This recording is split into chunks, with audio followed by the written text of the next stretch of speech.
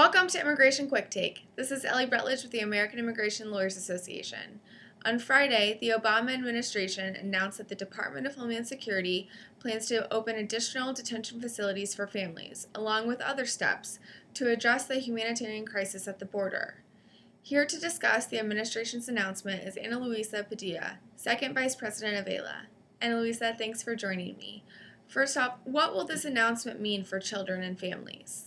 Thanks, Ellie. Yes, indeed. The administration announced a list of actions they will be taking to address this humanitarian crisis. But it is concerning that there is an emphasis to expand detention for families.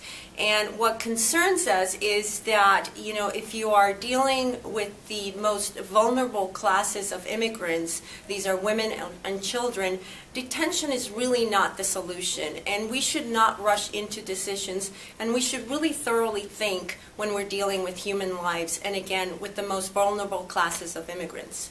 I understand that AILA is also worried about expedited removal increasing. Can you explain why? With step to try to address this crisis, they are trying to expedite the removal of individuals within the U.S. And our concern is that, as you know, about 70% of removals already go through without seeing an immigration judge. And that, of course, curtails due process for individuals. So we're deeply concerned with that. Now, the administration also announced more judges, and that's a very good step forward. However, our immigration court system is severely underfunded, and we should also be looking at that. Thanks, Annaluisa. What should be the focus when addressing the humanitarian crisis? What should be focusing on is what is pushing these families, these women and children, to take this dangerous journey northbound.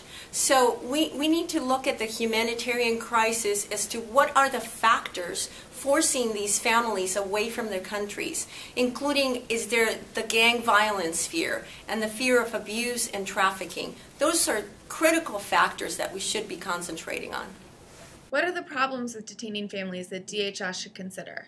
Well, Ellie, as we know, detention really doesn't work. A few years ago, the administration actually closed a family detention facility in Texas because of reports of abuses and the conditions in that facility.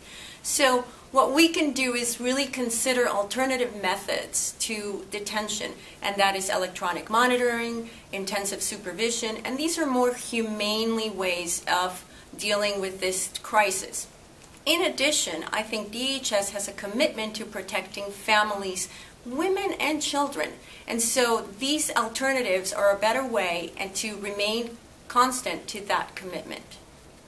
Thank you, Annaluisa, for joining us. For the rest of you, please stay tuned for more updates from the American Immigration Lawyers Association.